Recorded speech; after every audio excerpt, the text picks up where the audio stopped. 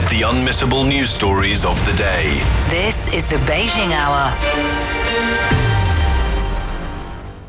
Examining the events that impact and shape China and the rest of the world. This is the Beijing Hour, 1 hour of news and information brought to you every weekday. Now here's your host. Shane Bigham with you on this Tuesday, March 31st, 2026. You're listening to the Beijing Hour, coming to you live from the Chinese capital.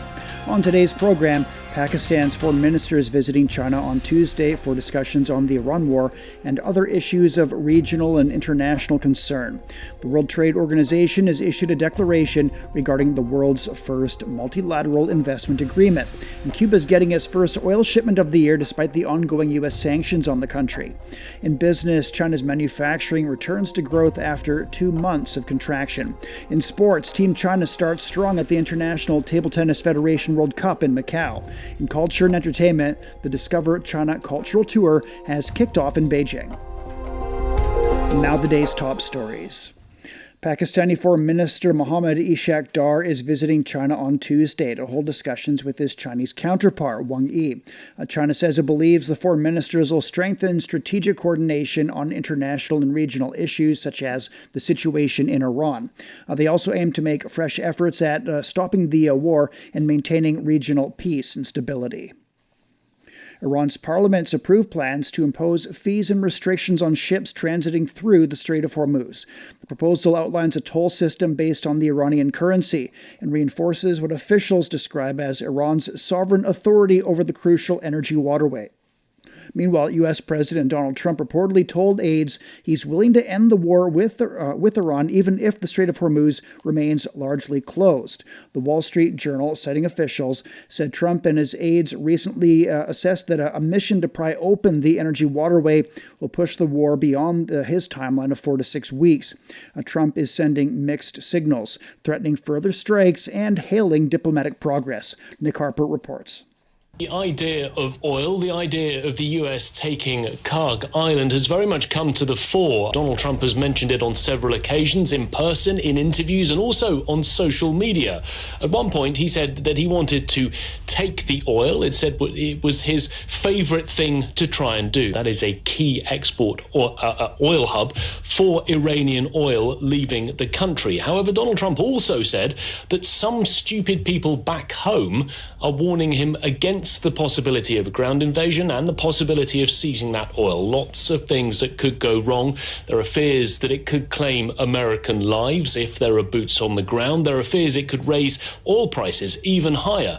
But also Iran is warning that it would punish its regional partners forever. So the possibility of more retaliatory strikes. And while all of that takes place, Donald Trump has also been speaking about the discussions that are ongoing. This is what he had to say about the latest in the rounds of talks with Iran. We've had very good negotiations today with Iran, getting a lot of the things that they should have given us a long time ago. We'll see how it works out, but they're very good. Obviously, bear in mind, that's a very different story to what the Iranians are saying. They are saying that in direct talks, those have not yet taken place. But there is the possibility of a meeting in Pakistan. But still, the US president is putting out those mixed messages, talking about escalation, but also talking about diplomacy. And in a social media post, first thing Monday morning here, he said that the United States, even though it was in serious discussions, was looking to escalate the conflict, saying that if the Strait of Hormuz was not reopened immediately, and if a deal was not reached shortly, the US would be targeting electric generating plants, oil wells, and mentioning once again Karg Island. That was Nick Harper in Washington. G7 finance and energy ministers are pledging to stabilize the oil market. They said after a meeting that they're ready to limit broader economic spillovers from recent volatility. Ross Cullen has more from Paris. Well, the emergency talks addressed the economic fallout of the war in Iran. In a statement after the meeting, the finance and energy ministers from the G7 group said, quote, "We reiterate our strong commitment to ensuring well-functioning, stable and transparent energy markets." They added that they back appropriate efforts to sustain supply in global oil and gas markets, but they cautioned other countries to, quote, refrain from imposing unjustified export restrictions on hydrocarbons and related products. The squeeze on oil and gas supplies has pushed prices higher with chain reaction effects for countless industries. G7 nations like France and Italy have had to react to shore up support for their gasoline markets. Paris has imposed a limit on prices at the pump, and Rome has cut 25 cents from the cost of fuel. Now, central bank governors from the G7 nations also joined the meeting to discuss the ongoing financial effects of the conflict. Germany's annual inflation rate has now reached 2.7% in March. That's the highest level since 2024. Energy prices in the G7's second biggest economy have surged 7.2% in March, which is the first increase in more than 2 years. That was Ross Cullen reporting. Spain's closed its airspace to U.S. warplanes taking part in attacks on Iran. Spanish Defense Minister Margarita Robles says the U.S. and Israeli strikes are illegal and unjust. I think everyone knows what the Spanish position is. It is a very clear position. From the very first moment, it was made very clear to the American military and forces, and therefore, the bases are not authorized, and of course, the use of Spanish airspace for actions related to the war in Iran is also not authorized. Spain's economy minister said the restriction is part of a decision by the government not to participate or contribute to a war which it described as unilateral and against international law. Spanish Prime Minister Pedro Sanchez has been one of the most vocal opponents of the U.S. and Israeli attacks on Iran, calling them reckless and illegal. We asked Professor Wang Jin at Northwest University what the move from a NATO country suggests about the divisions within the alliance. Israel, United States, they feel alone. Because nobody, particularly their allies in the European country, they deny to offer the very direct assistance for United States and Israel in this war against Iran, because they have different understandings.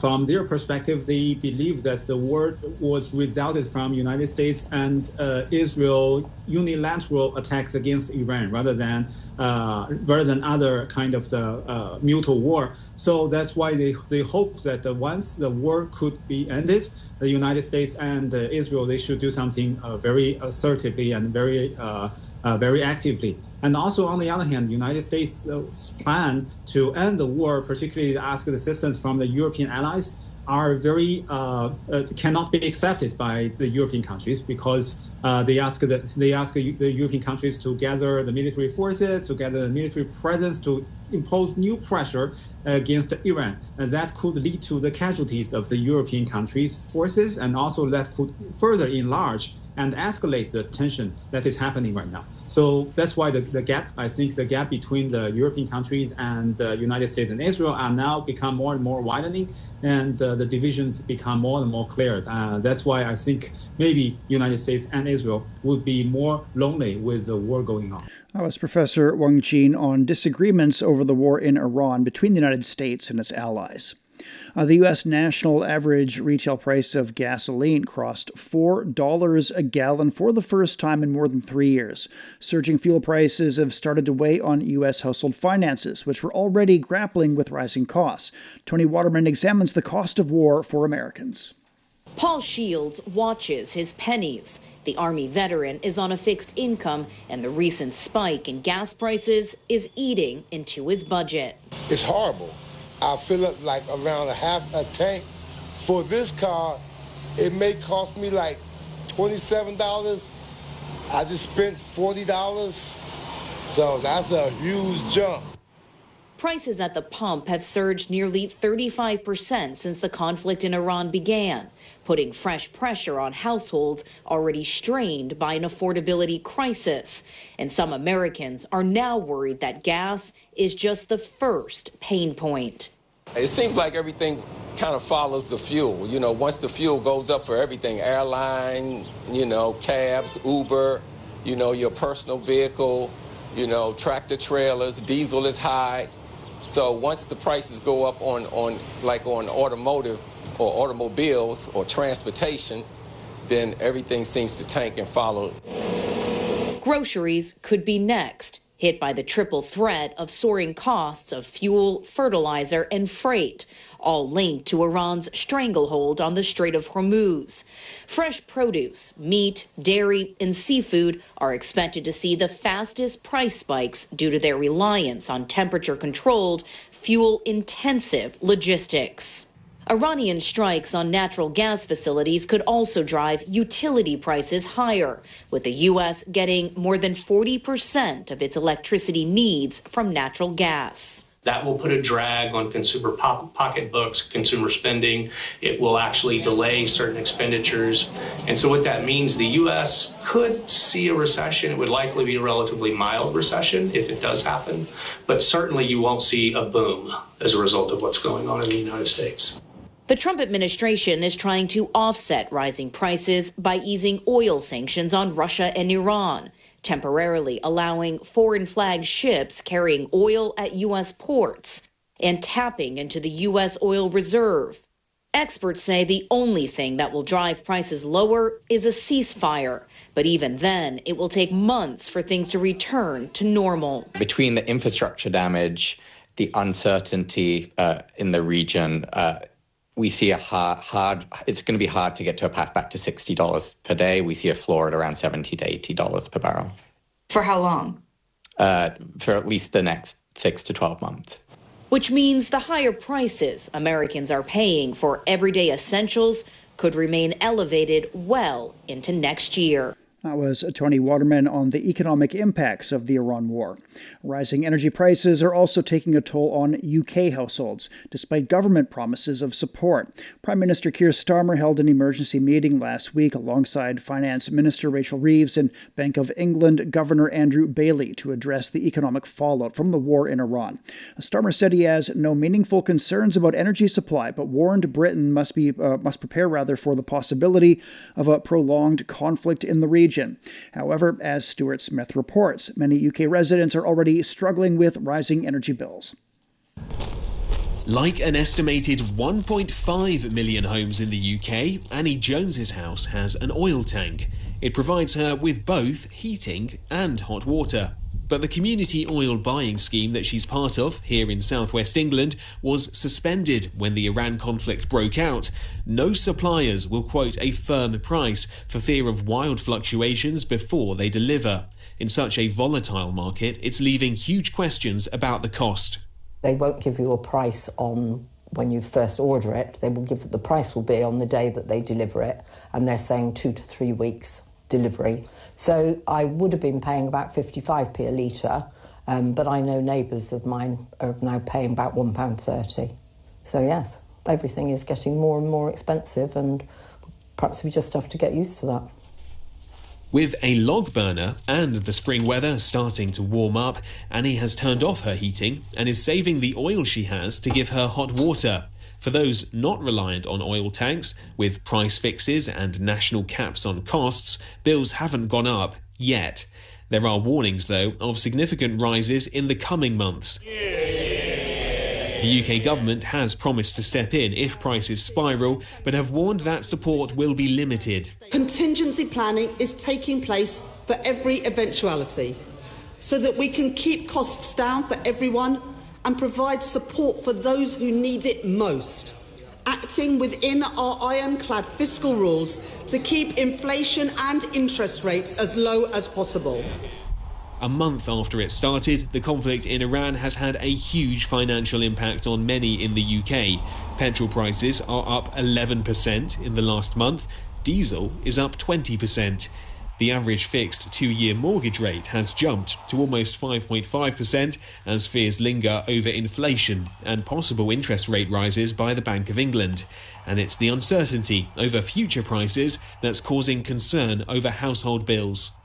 Even before the Iran conflict, latest figures showed more than 2 million UK households were in debt to their energy suppliers. Charities are now warning many more are having to cut back on essentials to try to make ends meet. That was Stuart Smith on people in Britain facing higher costs of living. Coming up, the WTO's declaration regarding the world's first multilateral investment agreement. Pause Plus, a selection of the best podcasts in China, covering history, customs, music, literature, and in-depth dialogues. Find your way to a wealth of Chinese culture and thinking, all on Pause Plus. 15 past the hour. Delegates at a WTO conference have issued a joint declaration toward implementing the world's first multilateral investment agreement during the 14th Ministerial Conference of the World Trade Organization in Cameroon. Delegates also adopted an agreement on electronic commerce, which will strongly bolster the development of global digital trade. Ministerial decisions were also adopted regarding fisheries subsidies and small economies. Furthermore, a consensus was reached on WTO reform. The Chinese delegation actively promoted negotiations, helping bridge differences and contributing to the results. China's constructive role was highly commended by the host country and the WTO chief. WTO Director General Ngozi Okonjo-Iweala describes a new, more agile approach to the ministerial conference. She said ministers focused their time on debating necessary WTO reforms and discussing recent turbulent developments in global trade. We are trying a new way of working. We are trying to model the reforms that we're looking at. We work more swiftly, nimbly. We didn't spend time negotiating an outcome document like ministers normally would have done, because we wanted ministers to spend time debating reforms and talking about the recent developments in trade. We're having a turbulent time in global trade, and they spend time talking to each other about this and about the reforms. The conference took place against a backdrop of heightened geopolitical tensions. Over 120 delegations from the WTO members participated, including more than 80 ministers. The conference was postponed due to extended talks, with some issues left unresolved, including tariffs on electronic transmissions. Organizers are expecting more than 200 product debuts at the China International Consumer Products Expo next month, double the amount from the last edition. More than 3,400 brands from over 60 countries and regions are participating. International exhibits will make up 65% of the total display. This year's expo in Hainan Province begins on April 13th and runs for 6 days. Cao Chufeng has more. The 6th China International Consumer Products Expo, or CICPE, will be held from April 13th through 18th in Haikou, the capital of southern China's Hainan province. This will be the first international trade expo after the official release of China's 15th five-year plan, and the first edition of the event since the Hainan Free Trade Port fully launched island-wide special customs operations. The move toward island-wide independent customs operations highlights China's commitment to high-level opening up and to building an open global economy. It also marks a new phase for the Expo, one that is increasingly international, professional, and market-driven.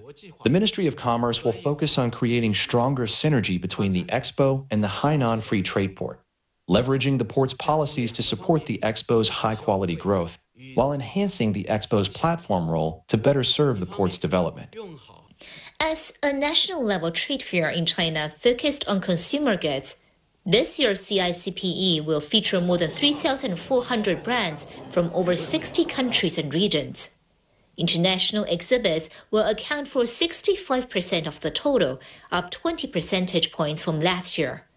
And this year, product debuts will be one of the highlights. A series of world debuts, Asia-Pacific premieres, and China launches will take place, bringing the world's finest products and cutting-edge technological innovations to the stage. Highlights include the latest modular flying car, intelligent robots, and smart transportation shelters. The organizers say this year's expo will be more than just a showcase for global consumer brands. It will also serve as a gateway for businesses to explore and tap into the unique advantages of the Hainan Free Trade Port. Ultimately, this expo is about connection, opportunity, and a shared belief in open markets. That was Cao Chufeng reporting. Audiovisual experience provider Dolby recently opened its global flagship experience center in Shanghai. Chen Tong spoke with Dolby Laboratories Vice President Javier Foncias about bringing immersive experiences to Chinese customers. This is Javier Foncias, Vice President of Dolby.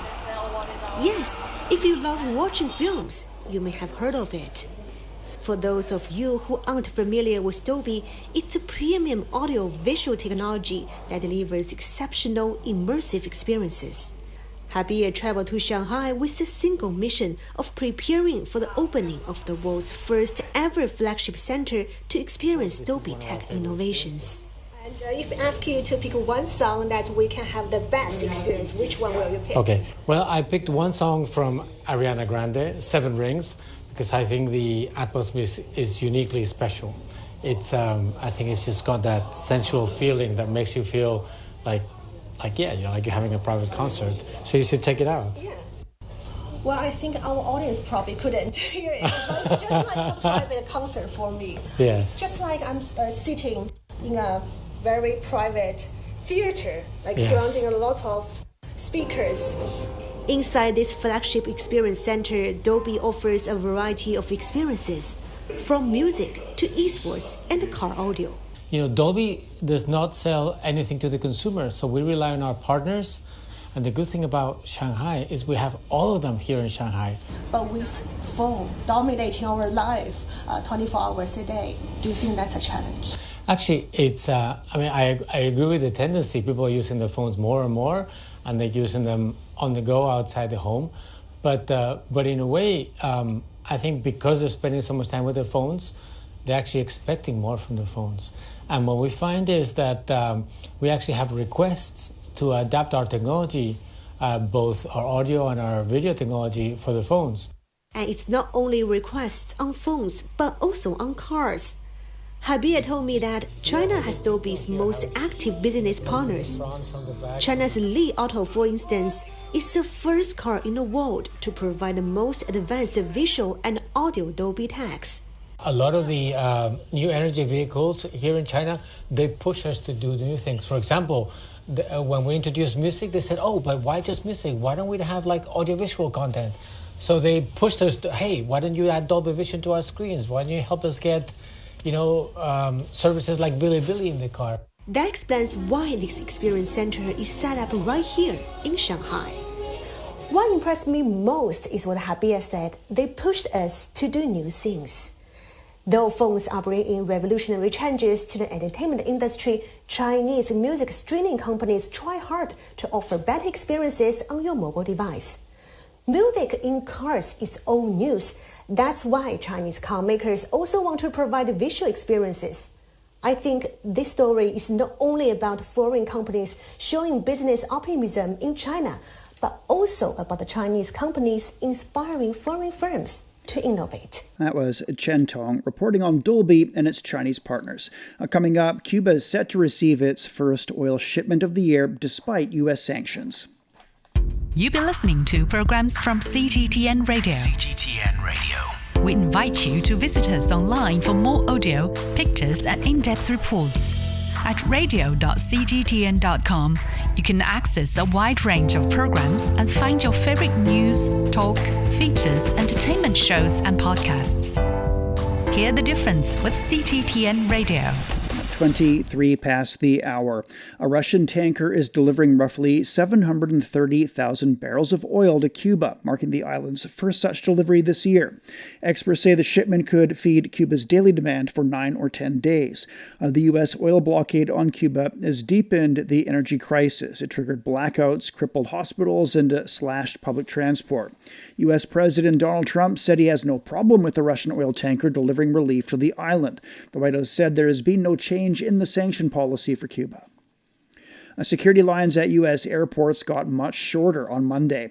Transportation Safety Administration officers began receiving back pay for working during the government shutdown.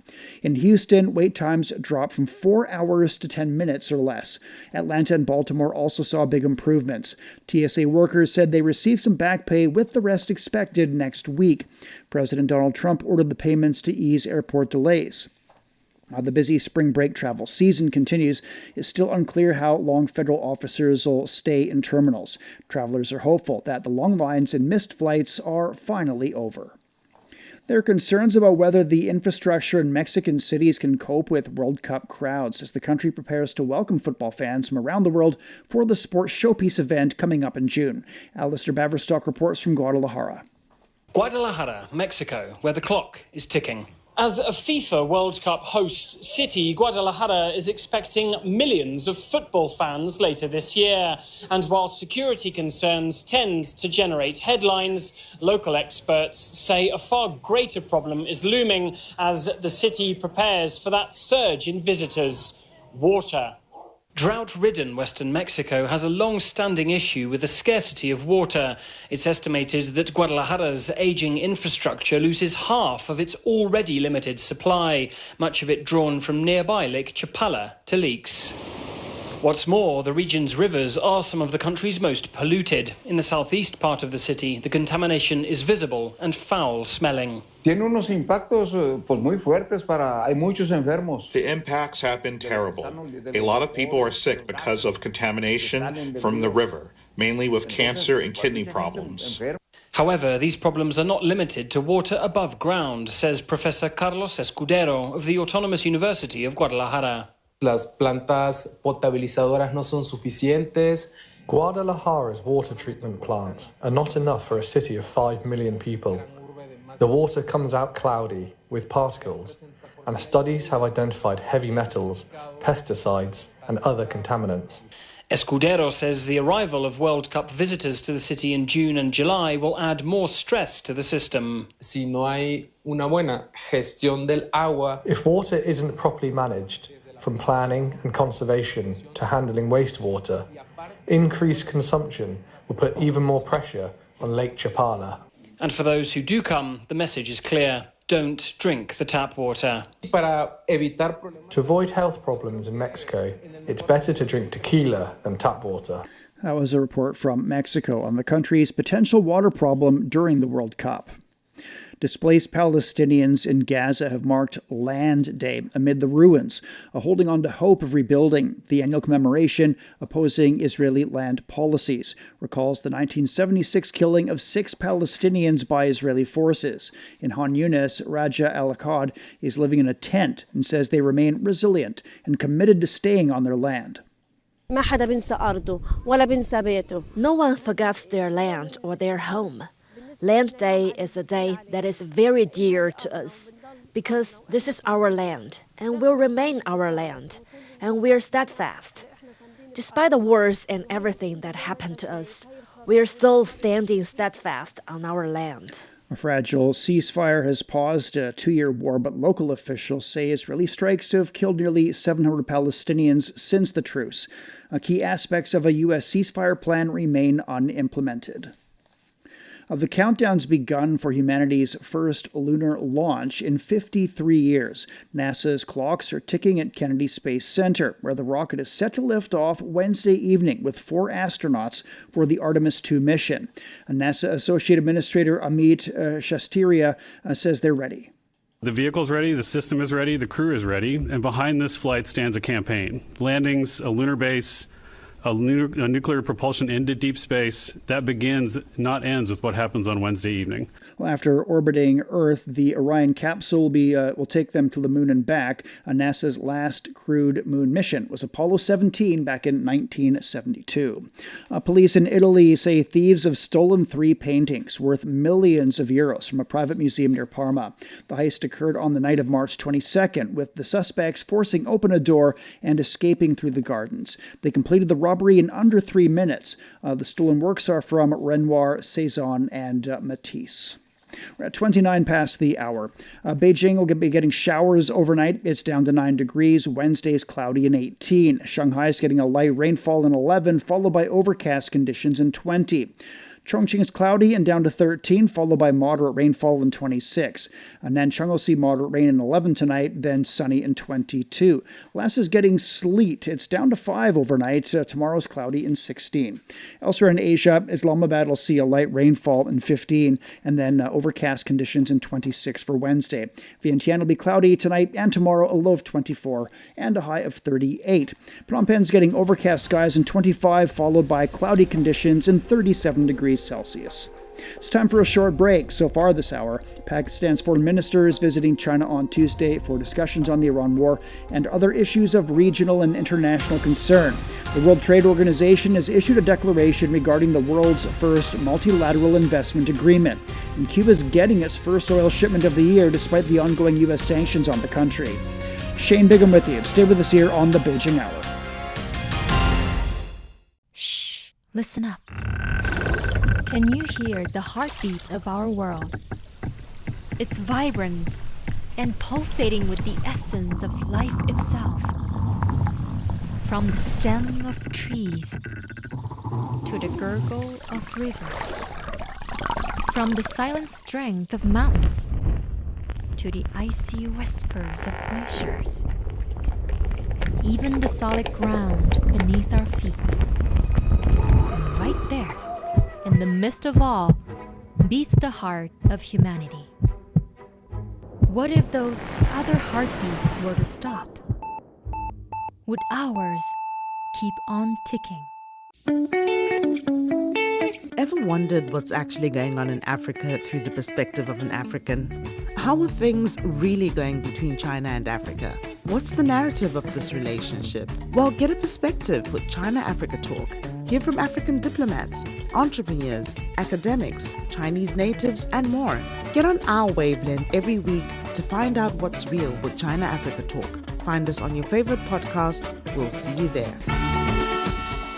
Examining the events that impact and shape China and the rest of the world. This is the Beijing Hour, 1 hour of news and information brought to you every weekday. Now here's your host. Shane Bigham with you on this Tuesday. Still to come. In business, China's manufacturing returns to growth after 2 months of contraction. In sports, Team China starts strong at the International Table Tennis Federation World Cup in Macau. In culture and entertainment, the Discover China Cultural Tour is kicked off in Beijing. To contact us, you can email radio@cgtn.com or follow our X account @CGTNradio. Now checking the day's headlines, here's Tianyu. Thank you, Shane. China says 3 Chinese vessels recently sailed through the Strait of Hormuz after coordination efforts. A spokesperson from the Foreign Ministry stressed that the strait and its surrounding waters are an important corridor for the trade in international goods and energy. The spokesperson reiterated China's call for a ceasefire and a return to peace and stability in the Gulf region. U.S. President Donald Trump has threatened to destroy Iran's energy plants and oil wells if Tehran does not open the Strait of Hormuz.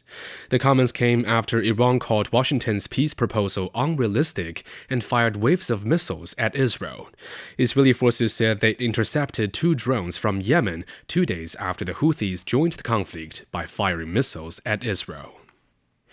The European Union's energy chief has told members to prepare for a prolonged disruption to energy markets as a result of the Iran war. European gas prices have jumped more than 70% since the U.S. Israeli strikes on Iran began at the end of last month. The EU supplies of crude oil and natural gas have not been hit directly since Europe imports most of its energy sources from outside of the Middle East. But Brussels is concerned about Europe's supply of refined petroleum products such as jet fuel and diesel. Mexican President Claudia Sheinbaum says her government is exploring humanitarian aid and potential fuel arrangements with Cuba. One thing is humanitarian aid. Another is the trade agreements we have with Cuba.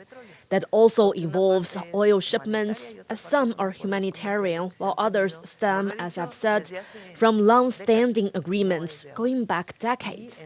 This isn't new. We're working with them on both fronts. Her comments follow U.S. President Donald Trump's statement that he has no objection to a Russian tanker delivering oil to the island, despite long-standing U.S. restrictions.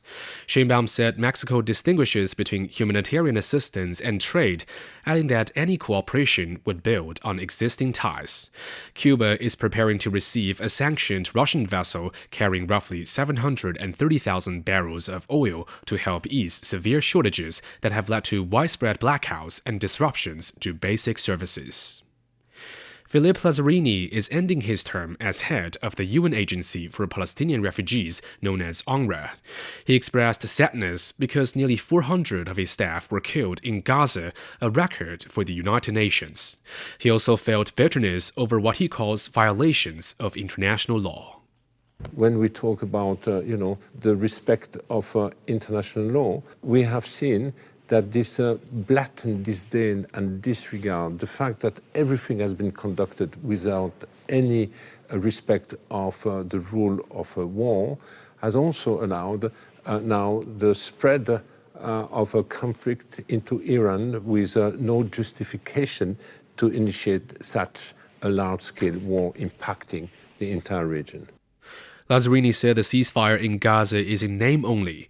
People still live in rubble and struggle to find clean water. He warned that without money, UNRWA may not survive. He also said no other group can replace it in Gaza. Today, you do not have an existing alternative in Gaza. UNRWA is certainly the only organization which has the manpower, the expertise, the community trust when it comes to public health or education services. There is no other NGOs or UN organization, but we also know that the Palestinian Authority is not ready to take over these services. Lazzarini now looks forward to spending time with his family and writing about his experiences. And finally, the Australian government says it is investigating 5 platforms for failing to comply with the world's first social media ban for children younger than 16. The federal government's e-safety commissioner said it has identified poor practices, including allowing children to repeatedly attempt to bypass age assurance methods and failing to provide pathways for reporting age-restricted accounts. Companies that fail to take reasonable steps to prevent children younger than 16 from accessing their platforms face fines of up to 49.5 million Australian dollars, or nearly $34 million US. All right, thank you very much. That's Tian Yu with headlines. Coming up in business, China's manufacturing returns to growth after 2 months of contraction. The Beijing Hour, your window on China and the rest of the world. 37 past now.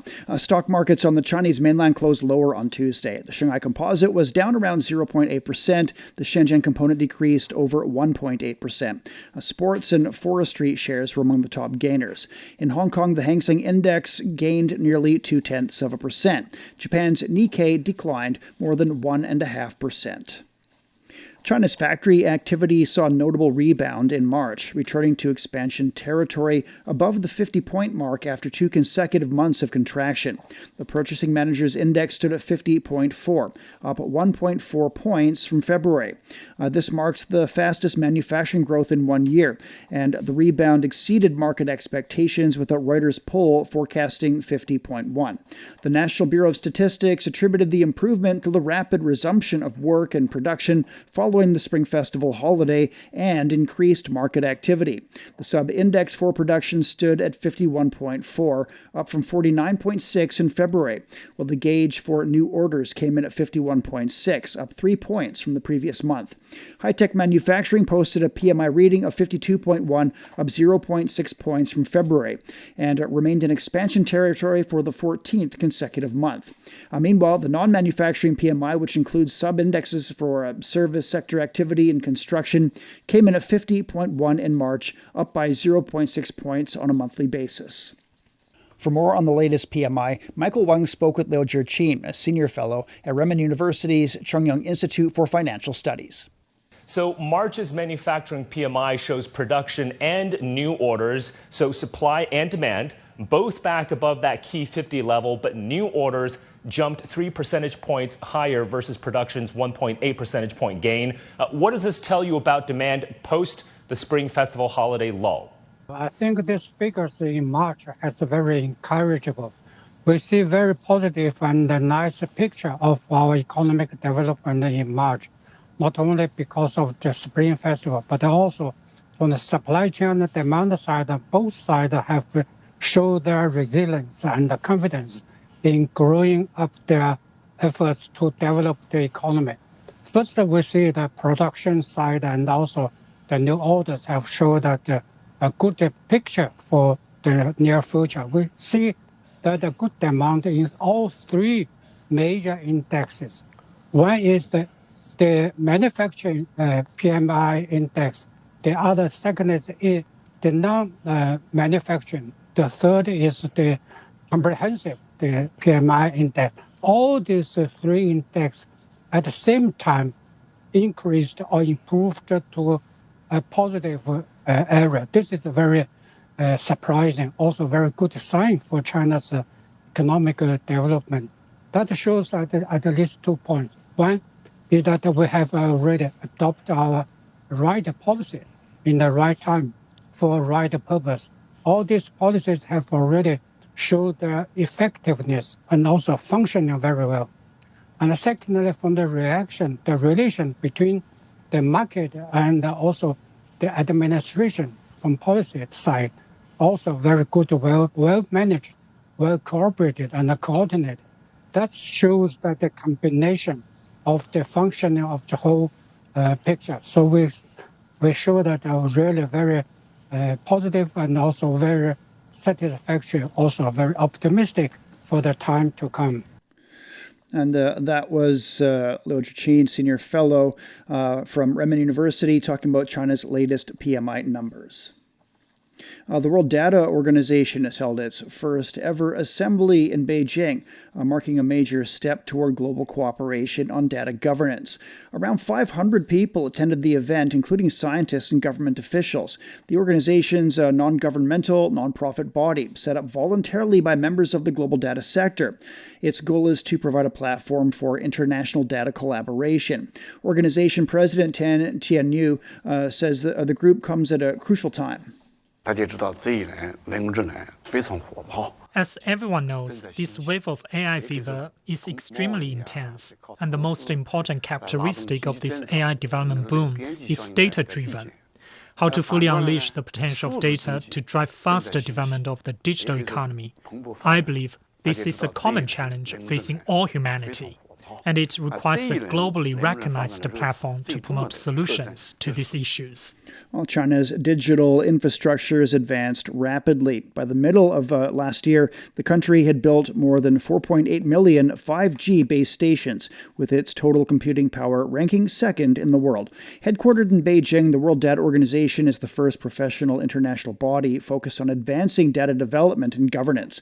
By 2030, it's expected to become an internationally influential platform and a trusted hub in the data field.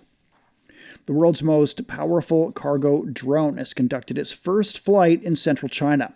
A prototype of the Norinco-Luca unmanned transport aircraft took off from the Zhengzhou Shengjie airport and stayed in the air for around 30 minutes before landing at the same site. Engineers checked the model's flight controls, avionics, electronics, and power systems, saying that it's achieved desired results. The aircraft's intelligence systems controlled the flight monitored by human controllers. The Norinco-Luca measures 17 meters long with a wingspan of 25 meters and has a takeoff weight of 7 metric tons. The drone boasts a maximum payload capacity of 3.5 metric tons. It can carry over 1,700 cotton coats or 700 disaster relief tents in a single trip, delivering supplies over long distances. It has a maximum range of more than 3,000 kilometers, roughly equivalent to a non-stop direct flight from Beijing to Urumqi in Xinjiang Uyghur Autonomous Region. Well, toys are often how children first discover the world around them. In southern China, one city has turned that curiosity into a hub for toy production and innovation. Shanghai in Guangdong province is widely known as the world's toy capital, producing toys that reach children across the globe. Sergei Gordiev takes us inside the industry. Toys are how we as children first encounter and discover the world around us. And Shanghai in southern China is known around the world as the world's toy capital. It officially carries the title of the toy capital of China, with the 68,000 local toy companies producing more than half of all the plastic toys made in the country. This company takes building blocks to another level. Hi, Sergey. Nice to meet you. Okay, this way. All right. We will do the landscape of the world. Especially now we focus on Chinese architectures more, which is very now gets more attention from the customers all around the world. How many of these sets do you make per year? It's around 1 million sets we make. Chinese aesthetics now is getting more and more popular in the world. What makes it so unique? You can see all the Chinese architecture is really connecting to the nature. This connection to nature is something that really resonates with buyers around the world. The company exports to over 50 countries and regions.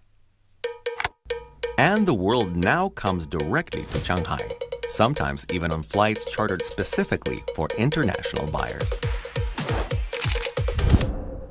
But China is not just its buildings, it's also its stories. And this company brings Chinese legends to life. Hi, Sergey. Hello. Nice to meet you. Nice to meet you. Yeah, let me show you around. Okay. What is very meaningful to us is to bring the Chinese culture and the history to the rest of the world. Here is the character, Monkey King, from the Journey to the West. It's very popular with the foreign buyers. So, how does the Monkey King come to life? It all starts with an idea. This is our chief designer, Mr. Lee. Hello. Nice to meet you. Nice to meet you. So these are the Monkey King. We have traditional Chinese one and Aussie market one and cyberpunk one. The Monkey King figure has over 1,000 pieces that have to perfectly fit together and hold up as a structure. And now it's time to make it real. A mold is used to compress plastic into the right shape. Then plastic is injected into each mold. This is our future Monkey King. The pieces are then sorted and assembled into individual sets. And finally packaging. Now the Monkey King is ready to be shipped to customers all over the globe. Right now, there's a growing interest in China. This helps explain why the sales of Chinese-style architecture and action figures have boomed recently. I really like the toys from Shanghai. They're very creative. The creativity and quality of the toys from Shanghai are truly amazing. And here it is, a thriving Chinese industry built to bring joy to children around the world, and maybe even awaken an inner child in all of us.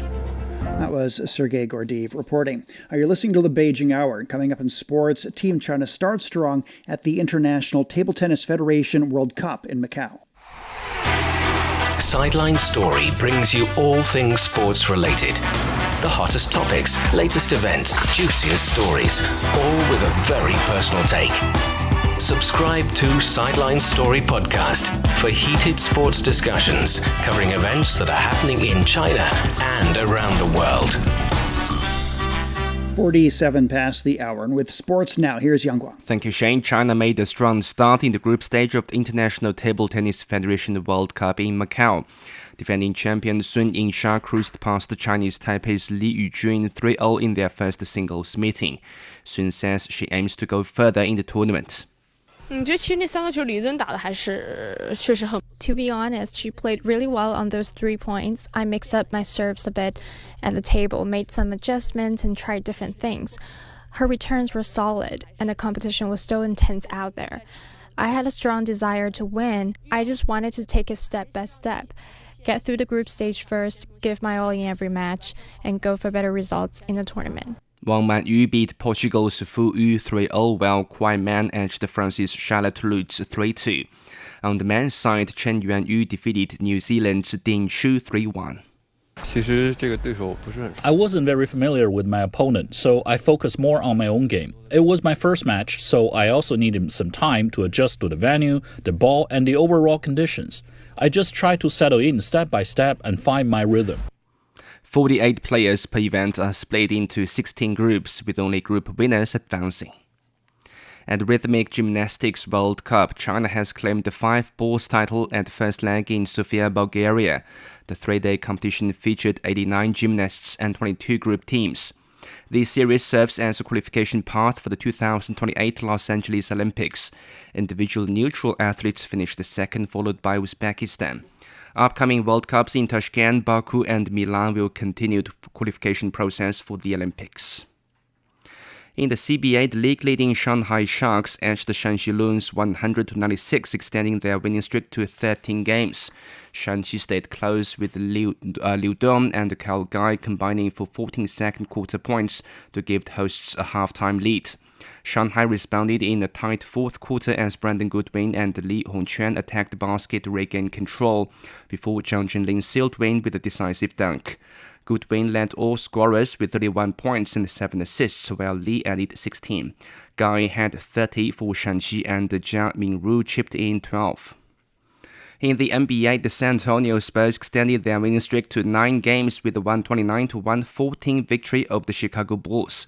Victor Wembanyama delivered a standout performance, scoring a season-high 41 points and grabbing 16 rebounds while recording the fastest double-double in NBA history. Wembanyama shot 17 for 27 from the field and 3 for 6 from three-point range, marking his 14th game this season with at least 30 points. In football, Italy faces Bosnia and Herzegovina in Zenica on Tuesday, aiming to qualify for their first World Cup in 12 years. Italy head coach Gennaro Gattuso described the match as a make or break for the team. We know what's at stake. It's fair to say we're all feeling the tension today, including me, our president Gigi Buffon, and everyone we've been in touch with. We need one final match to finish the job. The four-time world champions reached this stage after beating Northern Ireland 2-0 in the European playoff semi-final. Bosnia and Herzegovina secured their spot after overcoming Wales in a penalty shootout. Bayern Munich and Portugal's Rafael Guerreiro will part ways at the end of the season with his contract expiring. The 32-year-old joined the Bavarians from Borussia Dortmund in 2023, making 89 appearances, scoring 12 goals and providing 8 assists. He helped Bayern win the Bundesliga and the German Super Cup.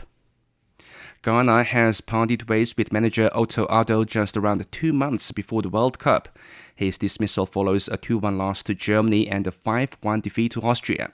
Despite having stars like Antoine Semenyo and Mohamed Kudus, the Black Stars failed to qualify for the Africa Cup of Nations last year.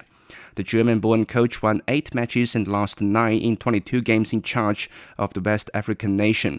He began his second stint as a national team manager in March 2024. Ghana will face Panama on June 18th in their World Cup opener. And finally, China's men's football team lost 2-0 to Cameroon in the 2026 FIFA series in Australia, recording 1 win and 1 loss so far. Cameroon opened the scoring in the 3rd minute with a fast break and added another in the 9th off a corner kick, capitalizing on China's defensive lapse. In the second half, China made 4 substitutions, boosting their attack but failing to score. All right, thank you very much. That's Yang Guang with sports. And you're listening to the Beijing Hour. Coming up in culture and entertainment, the Discover China cultural tour is kicked off in Beijing. From north to south, east to west, people in China are chasing their dreams and leaving their mark. Want to know how they beat the odds and made a difference? Footprints brings you the true life stories of their journeys. 53 past the hour. The Discover China cultural tour is kicked off at Beijing Shuni Grand Theater with 12 ambassadors and diplomats from 40 countries attending. This year, diplomats will visit cities such as Beijing, Chongqing, and Guangdong Province to explore China's culture and tourism while witnessing the progress of Chinese modernization. Launched by the Ministry of Culture and Tourism in 2021, the programs welcomed over 500 diplomats from over 100 countries. The number 70 takes center stage in a new exhibition showcasing the works of nearly 100 artists from across the globe born in the 1970s. Zhang Mengwan has more. In China, artists born in the 1970s occupy a unique transitional space as they are known for bridging the past and present. That's why their work carries a sharp sensitivity to rapid urbanization. For example, this piece, L'étranger, is by Chen Yujun, an artist born in 1976. It explores how individuals search for a sense of belonging amid constant change. The characters in this painting, they seem like they're together, but the gazes and the things they're doing are not the same. So here's the question: are we the outsiders of our own era? And of course, the exhibition features several pieces from foreign artists, like Everything Big Starts with Something Small by Spanish artist Javier Calleja, who was born in 1971. The exhibition, in a way, sets up a dialogue scene, leading visitors to see how this generation of artists is collectively pushing the boundaries of perception and ideas. Worth noting, the museum's free entry days have also drawn a stream of visitors eager to experience it firsthand. Just steps away, a different story unfolds in another hall of the museum.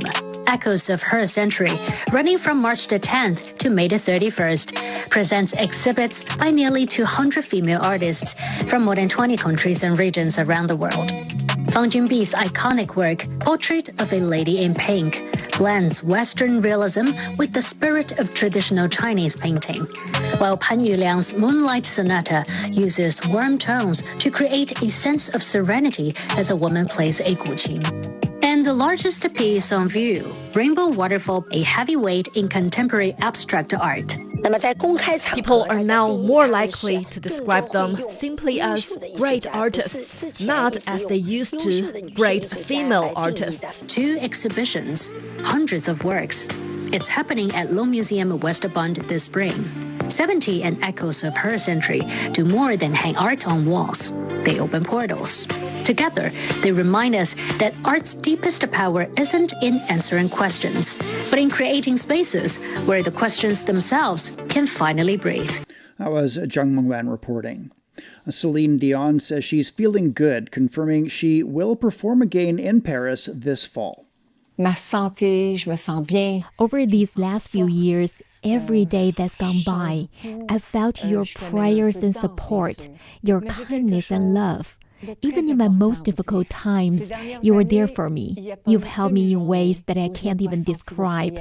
And I'm truly so fortunate to have your support. The singer made the announcement on her 58th birthday, thanking fans for their support as she's dealt with health issues over the past several years.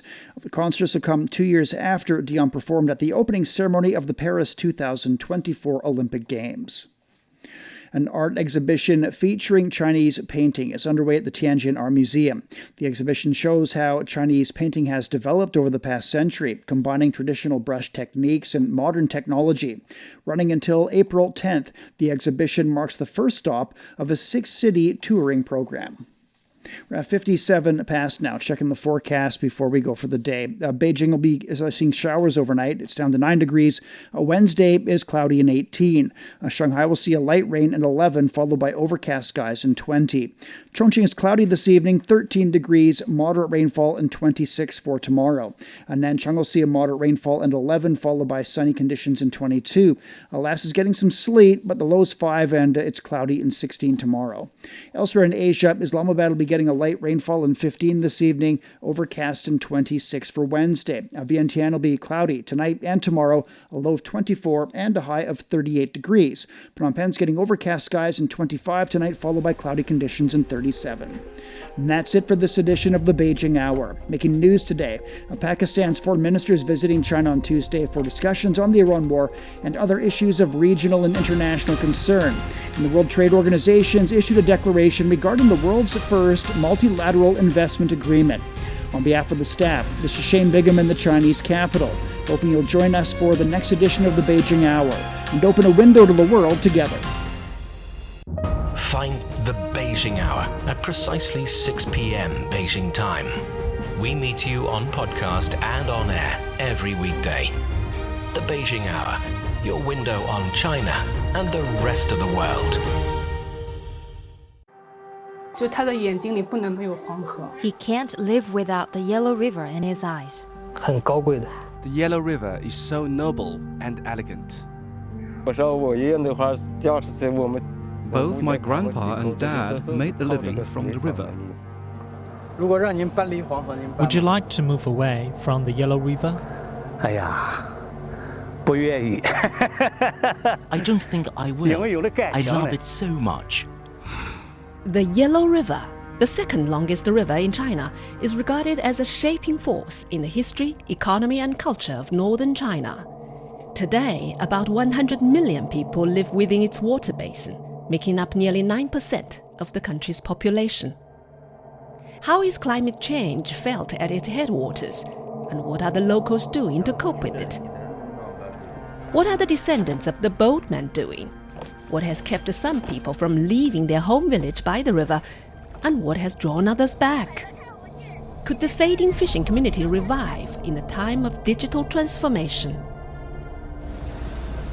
From 2021 to 2024, our reporters visited the upper, middle and lower reaches of the Yellow River, talked to the herders, farmers, boatmen, fishermen and eco-activists who share a close bond with the river, and present their stories in pictures, podcasts and videos, all in our 12-part series, The Yellow River Mosaic, available only on CGTN Radio